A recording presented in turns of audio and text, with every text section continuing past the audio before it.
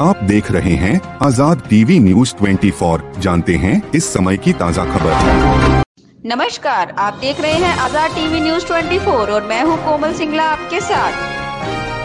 सांसद दीपेंद्र हुड्डा ने कल दिल्ली रोहतक राष्ट्रीय राजमार्ग पर हनुमान जन्मोत्सव के पावन अवसर पर बजरंगबली की मूर्ति की प्राण प्रतिष्ठा कार्यक्रम में शामिल हुए और मंदिर का उद्घाटन कर प्रदेशवासियों की खुशहाली का आशीर्वाद मांगा। उन्होंने मॉडल टाउन इलाके में घर घर कांग्रेस हर घर कांग्रेस अभियान के तहत व्यापक जनसंपर्क किया। साथ ही उन्होंने कहा कि रोहतक में पीने की पानी की समस्या है। बहुत सी कॉलोनियों में सीवर के पानी की सप्लाई की शिकायत आ रही है। ये सरकार मूलभूत सुविधाएं देने तक में असफल साबित हुई है। दीपेंद्र हुड्डा ने कहा कि कांग्रेस सरकार के समय रोहतक के चारों तरफ वाटर टैंक बनवाकर पीने के पानी की समस्या को जड़ से समाप्त किया गया था। उन्होंने कहा कि रोहतक के साथ साथ पूरे प्रदेशवासी रिकॉर्ड महंगाई, बेरोजगारी, भ्रष्टाचार से दुखी हैं। बीजेपी और जेजेपी नेता मिलकर घोटाला करने के बाद एक दूसरे पर आरोप प्रत्यारोप लगाकर बच नहीं सकते।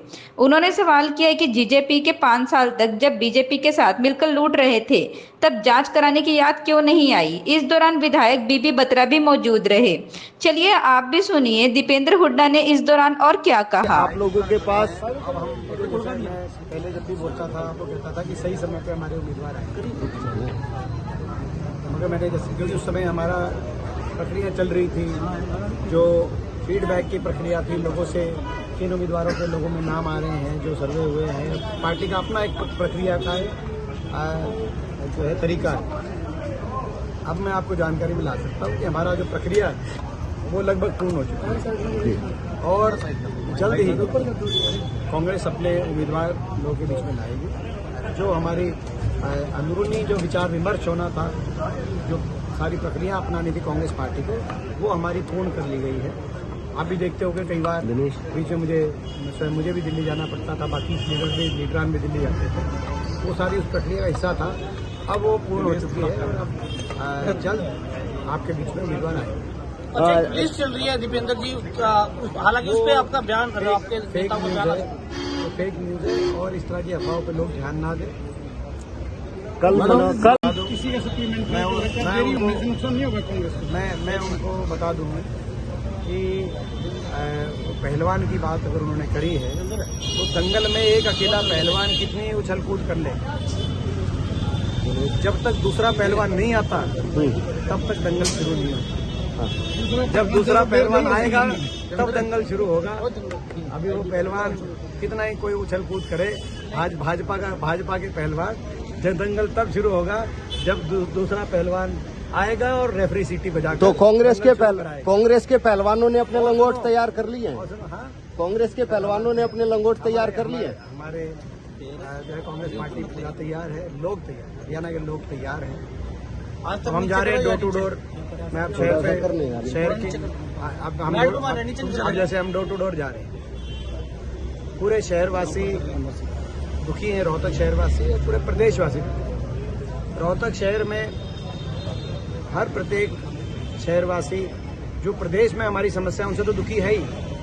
रिकॉर्ड बेरोजगारी, महंगाई, रिकॉर्ड महंगाई, रिकॉर्ड भ्रष्टाचार, इन सारे नशे, इन सारी समस्याओं से दुखी है। अपराध दर जो आज प्रदेश के अंदर इतना अपराध फैल गया, कई फिरौतियों को ला रही है। इसके साथ साथ हम जा रहे हैं तो कुशासन से निगम में व्यापक भ्रष्टाचार, कहीं फैमिली आईडी की बात आती है कि पीपीपी की बात आती है कि इनके कार्ड कटे हुए हैं, कहीं जो है जैसे मैंने कहा बेरोजगारी, महंगाई की बात आती है, कहीं सरकार का घमंड, कहीं भ्रष्टाचार व्यापक, कहीं पीने के पानी की सप्लाई। रोहतक के अंदर जो मूलभूत सुविधाएं हमारे समय जो रोहतक की एक पहचान विकास की बनी थी, विकास के केंद्र के रूप में रोहतक जाना गया था, वो आज पहचान धूमिल हो गई। 10 साल में मूलभूत सुविधाएं देने में सरकार असफल साबित हुई।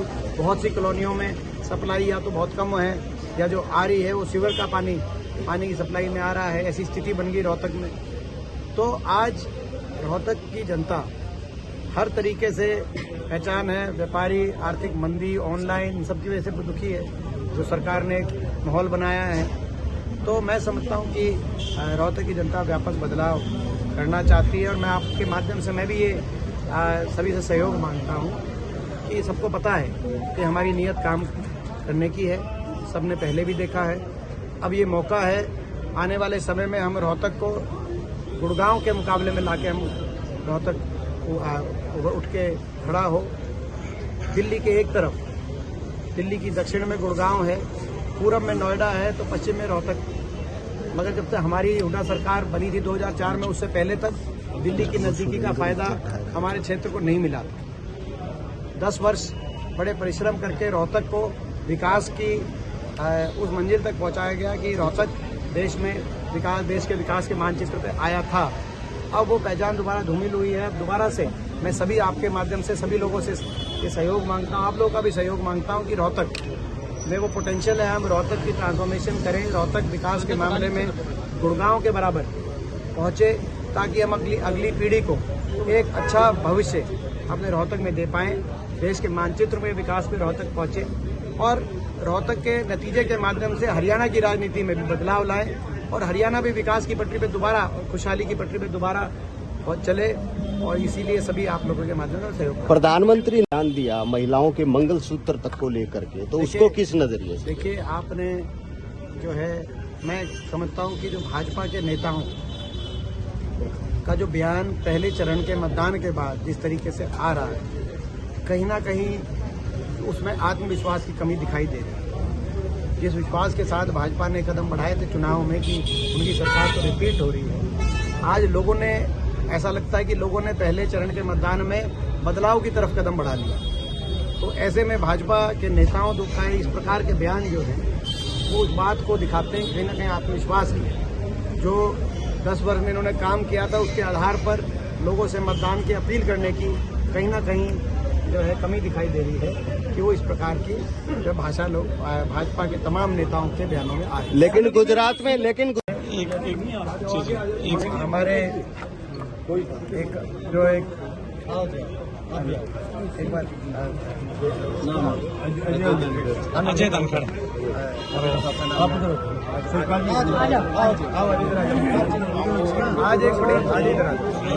आज बड़े इलेक्शन कमीशन क्यों सोया हुआ है?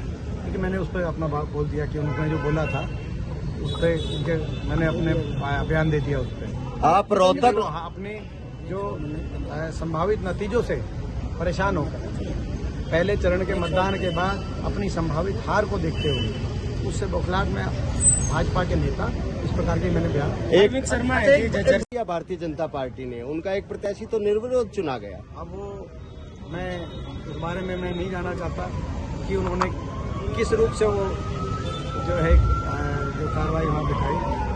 समझता हूँ मैं कि राजनीति में जो है साम दाम दंड भेद का प्रयोग करने में भाजपा कभी पीछे नहीं हटती। कुछ ना कुछ इस प्रकार की बात वहाँ से आई है, लेकिन उस पर हम जो है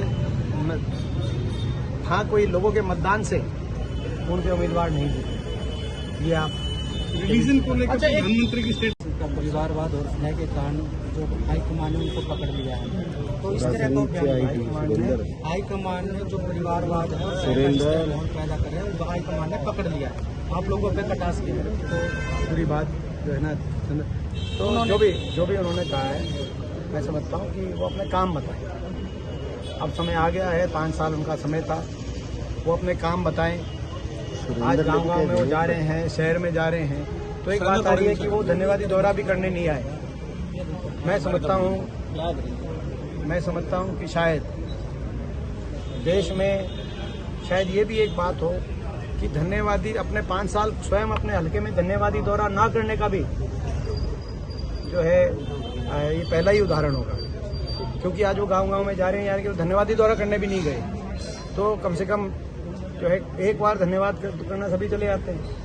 मगर वो ये 5 साल में आए गए नहीं हल्के में, वो एक शिकायत है। लेकिन एक शिकायत उससे बड़ी ये आ रही है कि शायद देश में वो एकमात्र ऐसे सांसद रहे हों जो अपना एक बार भी धन्यवादी दौरा उन्होंने सारे गांव का, हल्के का, सारे हल्कों का नहीं किया, सारे शहरों का नहीं किया।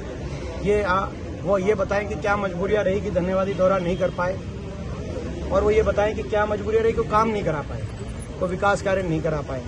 तो जो है क्षेत्रवासी भी इस बारे में सोच रहे हैं कि उनका कार्यशैली क्या रही। जेजेपी और बीजेपी में भाई जो है पवन पुत्र हनुमान जी के हम जो है सारे भक्त हैं। आप हम आज जयंती के उपलक्ष्य में आपको बहुत बहुत शुभकामनाएं देते हैं। देशवासी पूरे सारे देशवासियों को जो है अपना बहुत बहुत शुभकामनाएं देता है। जय जय जय बजरंगबली।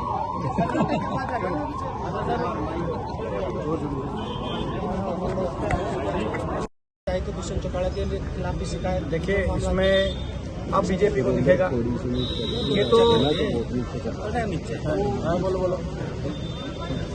अपना जो है इसमें उधर जाओगे इसमें ये है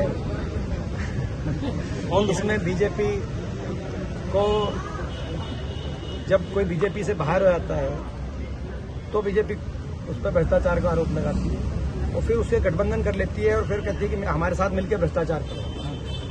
अब कह रही है कि भाई जेजेपी से हम भ्रष्टाचार के जांच कराएंगे।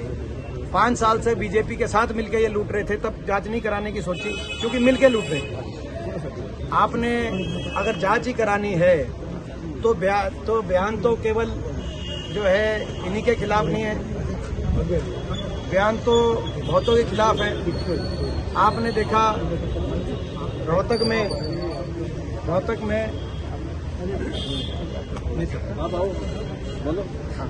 तो अपना एक बार आ जाओ राजनीति अपना रही है। देखिए मैं समझता हूँ कि 10 वर्ष की सरकार के बाद भारतीय जनता पार्टी अपने काम लोगों को क्या सुविधाएं पहुंचाई गई उसके बारे में बताना चाहिए।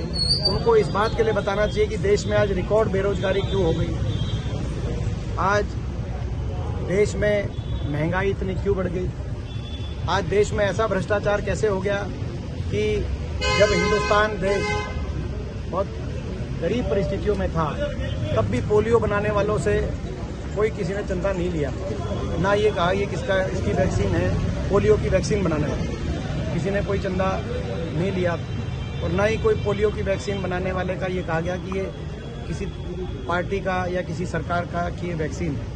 आज क्या कारण बन गया है कि भ्रष्टाचार के ऐसे उदाहरण जो आने वाले समय में दिए जाएंगे कि वैक्सीन बनाने वाले से भी चंदा लिया बीजेपी ने और 450 करोड़। उसमें ये सोचने की बात है कि अगर वैक्सीन में यदि कमी थी और चंदे से अप्रूवल मिला तो फिर वो चंदा लिया क्यों गया, क्या वो अनैतिक नहीं था, लोगों की सेहत के साथ इतना बड़ा खिलवाड़।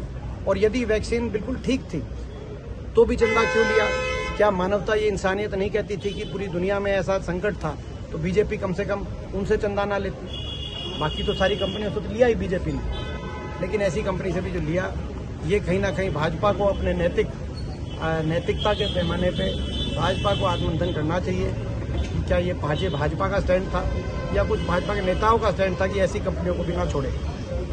अरविंद शर्मा मैं दोबारा से बोल देता हूँ, दोबारा से कोई जल्दी नहीं है, दोबारा बोल देता हूँ। देखिए भाई बात ऐसी है, जांच कराने की अब सोच रही है बीजेपी तब जांच कराने की सोचती है और तब भ्रष्टाचार बीजेपी को दिखता है किसी का जब कोई बीजेपी से गठबंधन से अलग हो जाए या बीजेपी दूसरी पार्टी में, उसके बाद बीजेपी उनको पार्टी ज्वाइन कराती है, गठबंधन करती है और कहते हैं मिलके भ्रष्टाचार करते हैं। ये कार्यशैली मिलके लूटते हैं। 5 साल तक मिलके लूटने का काम प्रदेश को डबल इंजन की सरकार ने किया। बीजेपी ने अलग, जेजेपी के ने अलग, बीजेपी के मंत्रियों ने अलग, जेजेपी के मंत्रियों ने अलग।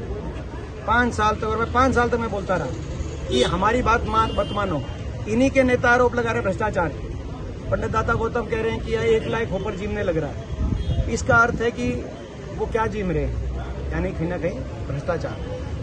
दूसरे डॉक्टर अरविंद शर्मा जी कह रहे हैं कि 300 करोड़ का घोटाला, अमृत योजना घोटाला, पूर्व मंत्री, रोहतक से पूर्व मंत्री जिनके घोटाले के तार मुख्यमंत्री के कार्यालय तक जुड़े हैं और उन्होंने घोटाला करके सबूत तक मिटा दिए। यहाँ तक भी उन्होंने बात कही, उन्होंने तो बहुत ज्यादा बातें कही जो भाषा, तो अब उन्होंने भी कहा तो उसके घोटाले की कोई जांच कौन कराएगा, जनता कराएगी। ये जो सारे घोटाले हुए हैं जनता नई सरकार बनाएगी, जनता बीजेपी और जेजेपी के दोनों के घोटालों की जांच कराएगी। इतना व्यापक घोटाले जो हुए हरियाणा में, अब घोटाले करके एक दूसरे पे ये आरोप प्रत्यारोप लगा के बच नहीं सकते। हमारे मॉडल टाउन के जो सारे व्यापारियों के एसोसिएशन के हमारे सामने हमारे भाई अजय जी और हमारे भाई मुकेश अरोड़ा जी, कि बीजेपी पार्टी छोड़कर मार्केट के हमारे प्रधान है दोनों, ये प्रधान है वो प्रधान है, तो ये और इनके साथ बहुत से शॉपकीपर थे, एक का नाम नहीं ले पा रहा, जो है अपना क्या कहते हैं दी बुक वाले गुलाटी जी भी थे और बहुत से थे, मैं एक का नाम प्रधान और उपप्रधान का ये मेन है। ये बीजेपी पार्टी छोड़ के ये कांग्रेस पार्टी में शामिल हुए। हम इनका बहुत हृदय की गहराई से स्वागत करते हैं और अपने कांग्रेस पार्टी में इनका मान सम्मान और उचित स्थान उनको मिलेगा, ये हमें विश्वास। ऐसे और अधिक दृश्य देखने के लिए बने रहिए हमारे साथ आज़ाद टीवी न्यूज़ 24 पर।